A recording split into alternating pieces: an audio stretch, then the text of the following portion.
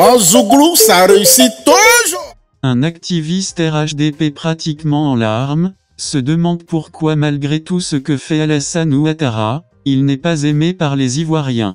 Pire, malgré les moyens de l'État, le service de communication de la présidence et ceux des différents ministères, aucune structure pour défendre l'image de celui-ci. Depuis l'arrivée du président Laurent Gbagbo et l'accueil qui lui a été réservé, les médias internationaux et surtout français ne cessent de répéter et dire. L'homme politique le plus populaire en Côte d'Ivoire reste et demeure le président Laurent Gbagbo. Tout ça fait trembler ses adversaires, en l'occurrence Alassane Ouattara. Écoutons notre activiste se lamenter. Vous savez les frères, en tant que pro Alassane Ouattara, en tant que militant du RHDP, nous avons mal. Nous avons mal de voir notre président, son Excellence le président Alassane Ouattara, être vilipendé sur les réseaux sociaux, matin, midi et soir. Vous savez, le président Alassane Ouattara a assez de ministres. Et chaque ministère a au moins un ou deux communicateurs. Et je n'arrive pas à comprendre. Nous n'arrivons pas à comprendre que pourquoi le président Alassane Ouattara est vilipendé et que personne ne réagit. Ce n'est pas normal. Ce n'est pas normal. Les informations que nous avions eues nous montrent que le président Alassane Ouattara est l'un des meilleurs présidents du monde par rapport à ses performances. Dans les 10 dernières années, il est parmi les meilleurs, les 3 meilleurs présidents du monde qui ont investi pour le bien-être de leur population. Le président Ouattara a construit des universités, il a créé des emplois, il a construit des hôpitaux, il a construit des ponts, il a augmenté le salaire minimum en Côte d'Ivoire, il a créé des sociétés. On ne peut pas créer toutes ces bonnes choses pour le bien-être de son peuple et être vilipendé matin, midi, soir et que personne ne réagisse. Ce n'est pas normal. C'est le seul président au monde qui est traîné dans la boue sans qu'aucun de ses collaborateurs ne bronche. Je vous pose la question. Est-ce qu'en Guinée, le président guinéen est traité comme ça? Est-ce qu'au Ghana, le président ghanéen est traité comme le président Alassane Ouattara est traité? Même au Mali, où il y a un putschiste, le Mali, comment on appelle, le chef de la junte n'est pas traité comme ça. Il est traité avec beaucoup de respect. Paul Biya, qui a fait 40 ans au pouvoir, qui n'a même pas construit de route pendant 40 ans, est respecté par les Camerounais.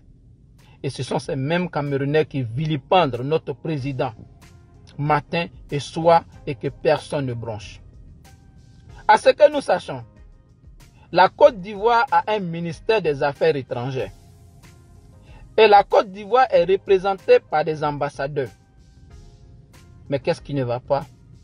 Pourquoi ces personnes ne sont pas soucieuses de l'image du président Alassane Ouattara? Pourquoi il faut simplement des volontaires pour pleurer quand le président Alassane Ouattara est injurié? Le président Ouattara est un homme. Ne demandons pas au président Ouattara de venir se défendre. C'est un père. Il a mal dans sa chair. Voir qu'il est humilié, insulté, malgré tout ce qu'il fait pour le bien-être des Ivoiriens. Ce n'est pas normal. Moi, je veux dire ici aux responsables du gouvernement ivoirien, le président Ouattara a plus de ministres. Dans la sous-région, il est l'un des présidents qui a nommé plus de ministres. Mais qu'est-ce qui ne va pas? Pourquoi vous laissez des gens vilipender le président? Ceux qui vilipendent le président, s'ils ont d'autres nationalités, mais dites-nous. S'ils sont ivoiriens, il faut qu'on interpelle ces personnes. S'ils n'ont pas la nationalité ivoirienne, mais nous devons mettre en place la diplomatie pour qu'ils répondent de leurs actes. On ne peut pas rester aux États-Unis, injurier le président jusqu'à dans son intimité et que personne ne bronche pendant que la Côte d'Ivoire est représentée aux États-Unis.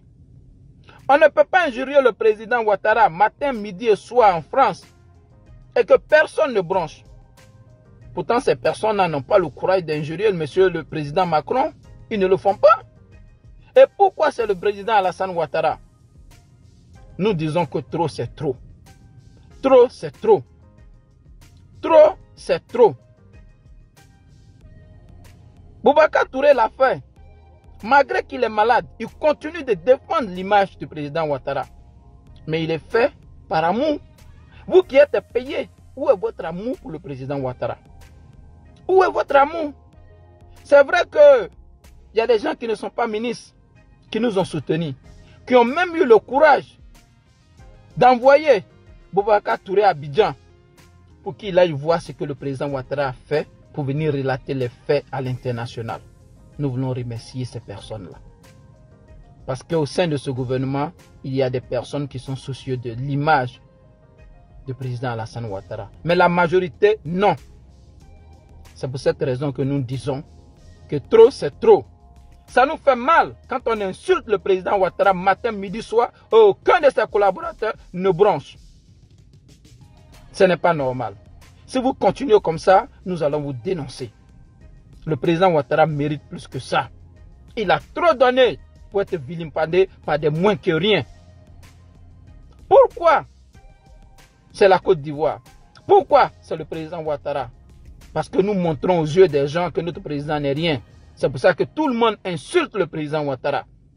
Il faut que ça s'arrête. C'est une obligation. Vous devez travailler pour le président Ouattara. Vous êtes payé pour défendre, embellir l'image du président Ouattara. Vous devez le faire. Nous avons des diplomates. Nous avons un ministère des Affaires étrangères. Ça doit s'arrêter.